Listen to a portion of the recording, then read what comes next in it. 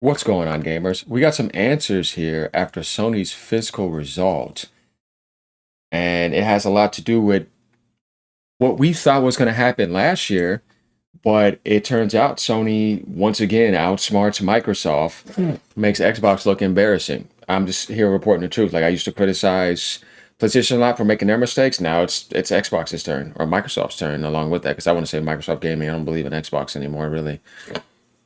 So Sony says it has positioned itself to secure memory through 2026. The report before, it's so funny because people thought it was only going to get worse. Looks like they were off. Said only until mid 2026. Looks like Sony has their own supply and their own deals to minimize that and make it go even further because it says through, guys, keyword here, through 2026. Wow, good stuff for Sony. Just like Nintendo says, they're going to monitor it closely, but they didn't guarantee. And I'll tell you what, if these corporations were so, like if Sony was so like anti-consumer, which they haven't been lately, which is good, they would have came out and said, sorry, we're going to have to jack the price up. They would have found an excuse to do that. This is how you know that there's some solidified aspect to this. Because why aren't they finding ways to say, we didn't secure enough through 2026? Like we got our memory, but price increase is going to kind of have to happen because it's affecting us in the market, this and that. They're not saying that.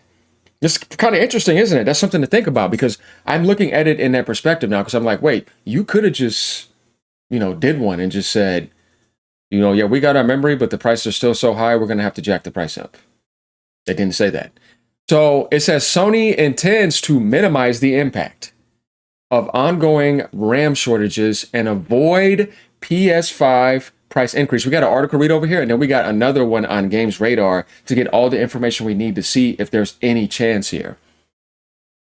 Guys, this stuff is interesting. It says we are already in a position, and we're going to read some comments, to secure the minimum quantity necessary to manage the year-end selling season of the next fiscal year. This is the interesting thing. How does Microsoft, a company that's supposed to be leading in AI data centers and cloud compute, and you have a console and you have way more money, does not get in a position like this? Nintendo is in a good position too. It makes you realize certain things, and these are things we need to talk about what's more important here. That you want to minimize that impact because you're thinking about your base, you're thinking about the GTA 6 launch, and you're saying, hey, I still want to sell as much as possible.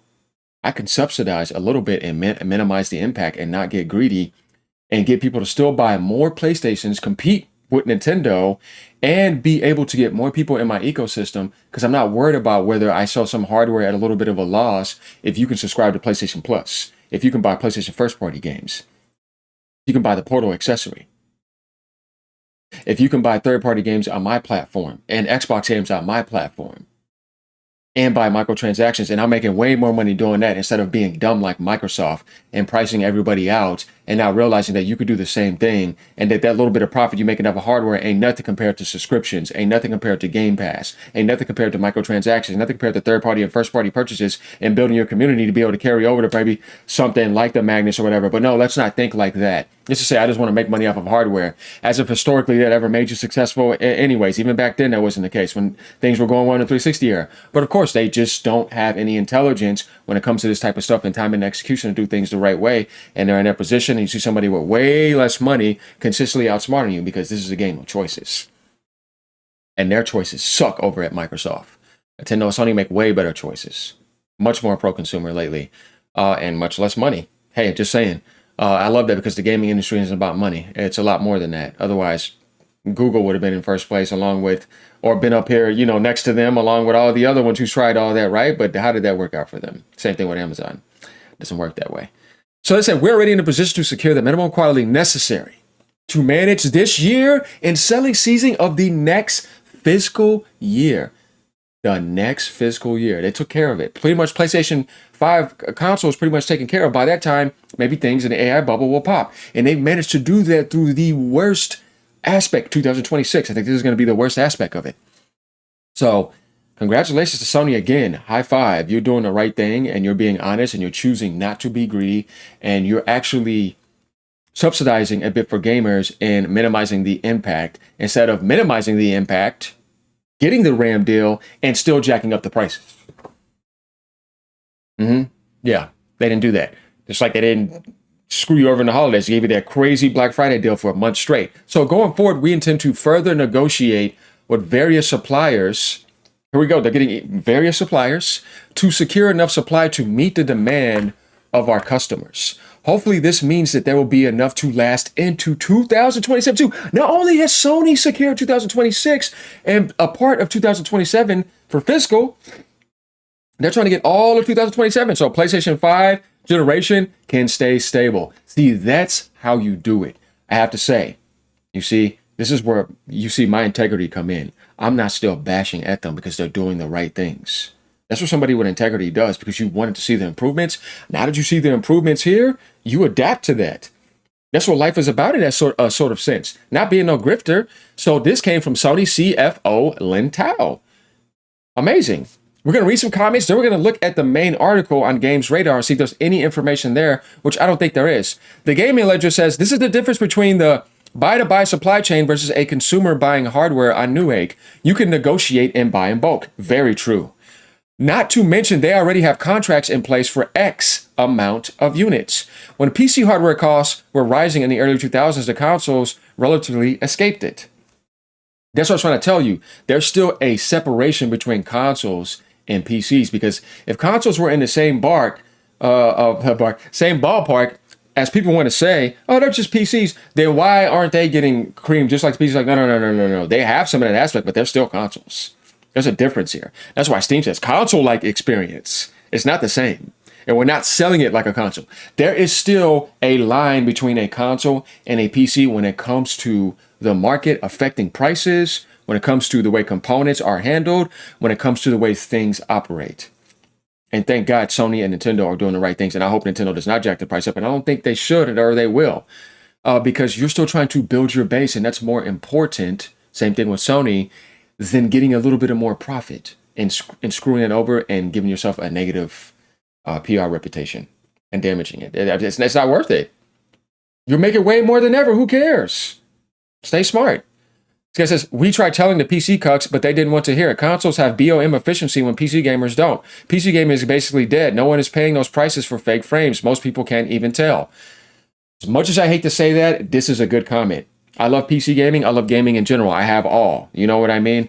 But there is definitely some people on PC that just go to the extreme and think because it's PC that they have to see things only in a positive manner. And because of that, you got blindsided big time by NVIDIA and Microsoft, and you didn't see it coming. And you always thought it was going to be like that, but look at it now.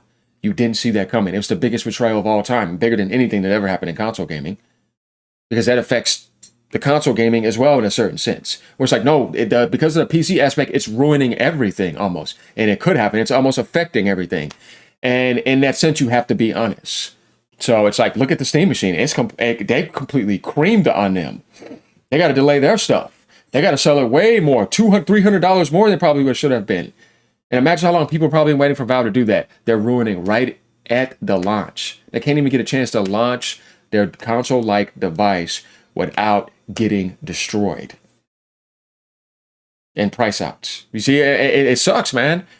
Sony said we ain't missing no console sales for GTA 6, and Wolverine is dropping when people will be hyped for an X-Men-led Avengers movie too. They ain't messing around. Sony really isn't. This is what I mean by Sony when I say that these are a type of opportunities, just like in the holidays, where you can decide to get greedy, or you could say, let's be like the Sony we knew back then in a certain sense, because I like these new leaders and know what they're doing. Thank God Jim Ryan ain't leading. And you're like, we're going to make plenty of money off of GTA 6. We're going to make plenty of money off of doing this the right way. So let's be the PlayStation that the gamers knew back then and the gamers know, and make the right decisions. Once again, they're doing it, whereas Microsoft is not. Hey man, like I tell you, it's choices. You have a choice here. Definitely when you've made more money than ever.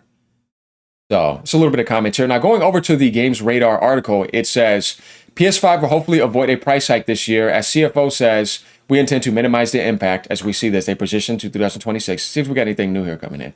Despite the ongoing memory shortage, Sony CFO has said that the company should be sorted at least through the end of this year, which is hopefully good news for PlayStation 5 owners or people who want to get into that ecosystem. The ongoing memory shortage is affecting pretty much every tech company at the moment because not content we're filling everywhere in social media feeds with slop. AI companies have consumed roughly 40% of the DRAM market. While cost of buying RAM has spiked, many have wondered how it will affect the like of console prices. Nintendo Switch 2 won't increase its price for now. They didn't say that. Again, they said that before, and now they're saying it again, they're not. Valve has to do things. Remember, they said they were thinking about it, but now they have to still decide the price where they could have had it now in the release date. So that's a PC aspect. That's affected. But in the console world, both are not doing it. So this is not really a question. It is a result. You see? And so you got Sony's CFO saying the same thing. Okay, so this is basically the same thing of what we just read. Except, okay, Tao also acknowledges a chance of this affecting the price of hardware, saying, given the stage of our console cycle, okay, we got some new information here. Given the stage of our console cycle, our hardware sales strategy can be adjusted flexibly. However, despite not mentioning plans to adjust the price of the console specifically, Tao seems to imply that Sony is trying to avoid a PS5 price hike, saying we intend to minimize the impact of the increased memory costs on the segment going forward by prioritizing monetization of the install base to date and striving to further expand our software and network service revenue.